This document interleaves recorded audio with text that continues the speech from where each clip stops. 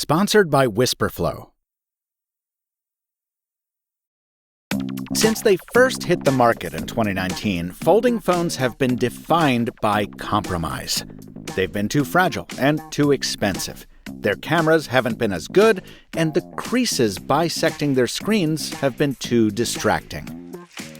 Well, this one is built to change all that.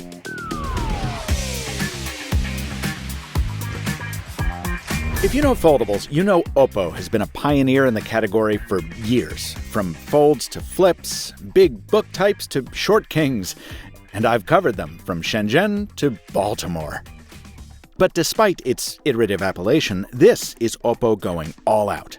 In the company's own words, the Find N6 is an attempt to deliver three things: a no-compromise flagship phone, a no-crease tablet, and a no-limits productivity platform.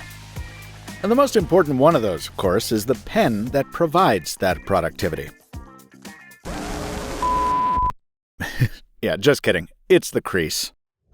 Maybe you've seen it splashed across your social feeds. Oppo is careful to call this the zero-feel crease, because it's more about not being able to feel it under a fingertip. But it is, of course, being sensationalized by some as a non-existent crease. Well, rather than wade into that pit of pedantry, let me just tell you the two things you need to know about this. One, yes, there is still a crease.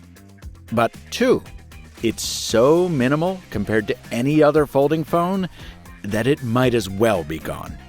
Smooth as an Android's bottom, eh, Data? Remember, I've used almost every foldable ever made. Samsung's Galaxy Fold 7 is in my pocket almost every day, as these scuffs can attest. And the Find N6 is just in a whole other class.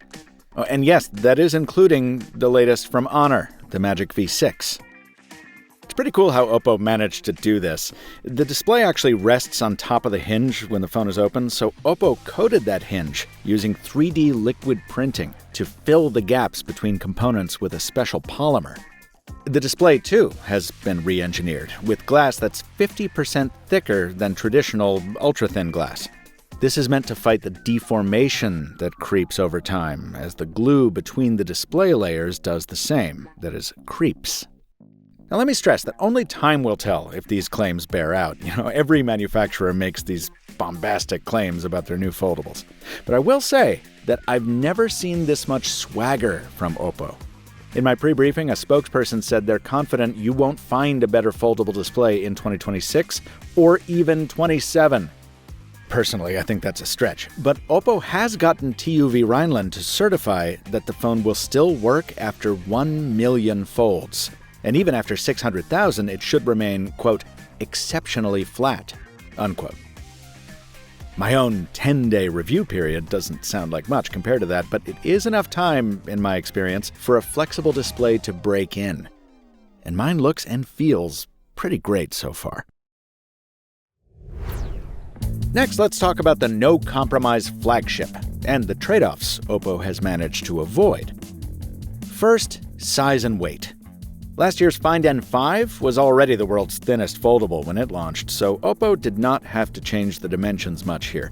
The Find N6 is on par with the Samsung Galaxy Fold 7 for thickness, and it's only about 10 grams heavier, which you don't really notice in the hand. You do notice its rounded edges, though. I prefer the sharper look of Samsung's device, but the Oppo's corners are kinder to the palm. Second, durability. This phone is certified to survive a wider range of abuse.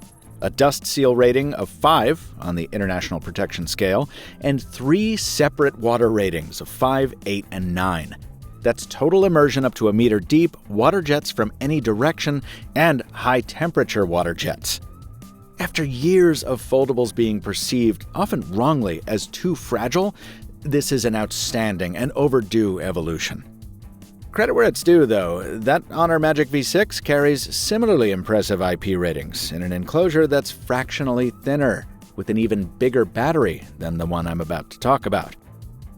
Actually, why wait? Third, battery capacity.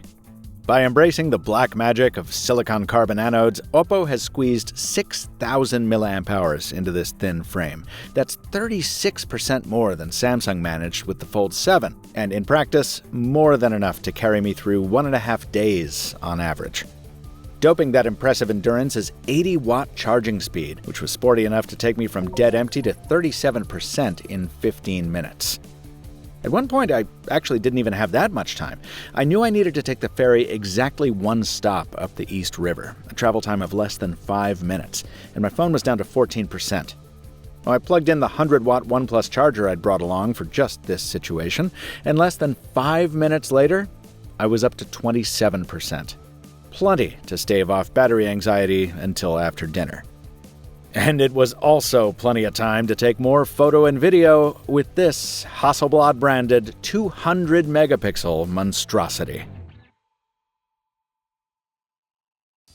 I know it might seem strange for someone like me, who's so in love with typing on buttons, to partner with a voice-to-text platform like Wispr Flow.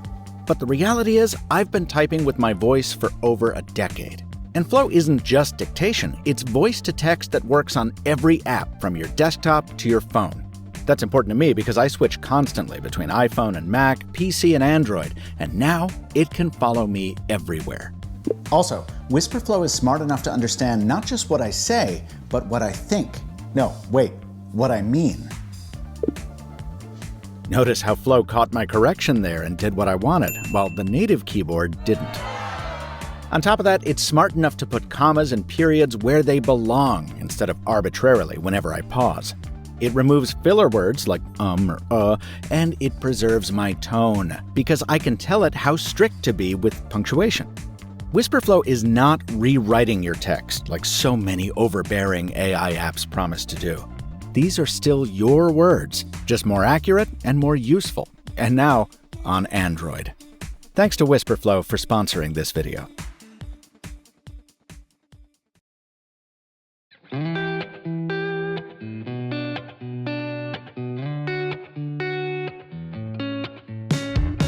The camera is the other colossal compromise faced by foldables, and this one doesn't get quite far enough to claim perfect parity with a slab smartphone. While the ultrawide finally gets a proper 50-megapixel sensor, the telephoto throw is still limited to 3x instead of the 5 or even 10 we've seen elsewhere. Also, the main shooter struggles with extreme challenges like a bright subject against a black sky or freezing a moving person in a dim setting. Annoyingly, Oppo also removed the power button double-click shortcut, which means if you want one-button access to the camera, you need to use the awkwardly placed snap key. Now open things up to video, and you get the familiar disappointments inherent to almost all Android phones. Jiggle and judder, crunchy over-sharpening, colors all over the place.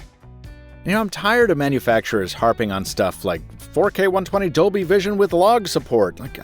Great. But the reality is the majority of phone filming is going to be done in auto mode. And if I'm paying a premium for a foldable, I want video that I can trust to look good even when it's not a sunny day with perfect lighting. The good news is that I've been leading with the letdowns. When you switch back to stills and put the Find N6 up against the Galaxy Fold 7, which I would argue is its most relevant competition, there's really no contest. It's the same old story. Shooting in full auto from the hip, Samsung always overexposes, sacrificing saturation for shadow-shattering highlights.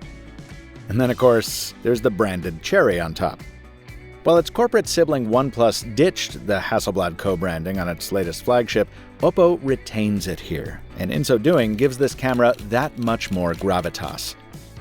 You can call it a cheap trick, as I once did, but the film emulation fitted to the Find N6 makes photography, for me, so much more fun. No other phone makes me want to mess this much with framing, virtual film stock, and colors. Oh, and the absence of colors. If you think a great black and white shot is as simple as dropping the saturation to 0, well, you won't feel that way after you've spent some time with this phone. Bottom line, it's still the most compromised corner of the whole experience, but if I'm picking a foldable based purely on the camera system, I'm choosing this one. Fun fact, you can fire that camera with a remote shutter that's built into the... No, I'm not calling it the AI pen, the stylus. Yeah, if you thought Oppo was done poking its competition in the eye, think again. This thing includes many of the bonus features Samsung used to bundle with its S Pen. Oppo actually takes things a step further by making the pen work on both the main and cover screens. Oh, and I resurrected an old tradition I started back in the Galaxy Note days by re-signing the lease for my apartment on the Find N6. It just so happened the timing worked out that way. Kind of fun. The pen is sold separately, but it does come with its own case, which cleverly integrates both a garage and a coil to charge the pen using the phone's built-in battery. It's not for everyone. I think the case is a little too chunky and ugly, but lifetime longhanders who might feel forsaken by Samsung now have another option. The rest of the productivity promise rests on the back of Oppo's ColorOS, which for my taste is entirely too iPhone-influenced. From the needless dynamic island ripoff to the ill-advised aping of liquid glass and the stupid split notification shade, it's all an unpleasant reminder of how much more interested some Android OEMs are in courting Cupertino converts than adhering to Google's design guidelines. If you want a refresher on those, check out my Pixel 10a review. But the iPhone obsession does pay off in one respect. After a software update, this phone will be one of the few capable of interoperability with Apple's AirDrop. Also, you can walk back some of the more egregious design offenses. Actually, you get quite a lot of control over system icons and theming. And in exchange for putting up with ColorOS, you do get more tools for multitasking. Something called Free Flow Window, that lets you window more freely, and Boundless View, aka Open Canvas, which stacks 3 apps side by side and lets you tap between. It's kind of like having the multitasking and faux desktop options of the Galaxy Trifold, just without all the extra space. It's clever, it's useful, and I like it a lot. Consider everything Oppo's packed in here, including the Snapdragon Silicon I didn't even discuss, and then take a moment to appreciate just how handsome this hardware is. Even stellar titanium isn't a predictable drab gray. It really evokes that special space-age metal. And while I at first dismissed Blossom Orange as yet another Apple ripoff, it's actually quite distinct from the color used on the iPhone 17 Pro. More like a salmon, really. Oh, and Oppo even sweated details I never knew were necessary. The Find N6 incorporates a new antenna design meant to ensure optimal reception whether it's open or closed. Tough to test that in such a signal-saturated space as NYC, but it's nice to see the company focus on the fundamentals. Do I want more? Of course I do. It's still a crime to ship any phone without Qi 2 MagSafe in 2026. The stale always-on-display options are not as useful as on other phones. And despite outshining the Fold 7's display on the spec sheet, in my testing, the Oppo screen was always dimmer outdoors. No phone is ever truly without compromise. That's marketing nonsense. But when I hold the L's up to the W's, I can't come away with any other conclusion. This is the most technically impressive foldable of the past 5 years. Don't get me wrong, the Galaxy Fold 7 sent my spirits soaring last summer, but that was a reflection of Samsung finally catching up with the competition. The Find N6 is proof that that competition hasn't slowed down in the meantime. So it's a true shame that it's not slated for a North American or even a European release. When I asked why, an Oppo representative answered simply, "I don't know." Well, me either, guys. This phone, more than most others, deserves to be seen and bought far and wide. This review was filmed following 10 days of real usage in the real world with 2 Find N6 samples provided by Oppo. But, as always, my reviews are not commercials. Oppo received no early preview, editorial input, or approval rights concerning this critique, and it provided no compensation for same. If you'd like to help reviews like this reach as many eyeballs as commercials, please share this video and subscribe to Mr. Mobile. Till next time, from Michael Fisher, Captain 2 Phones on social, thanks for watching. And stay mobile, my friends.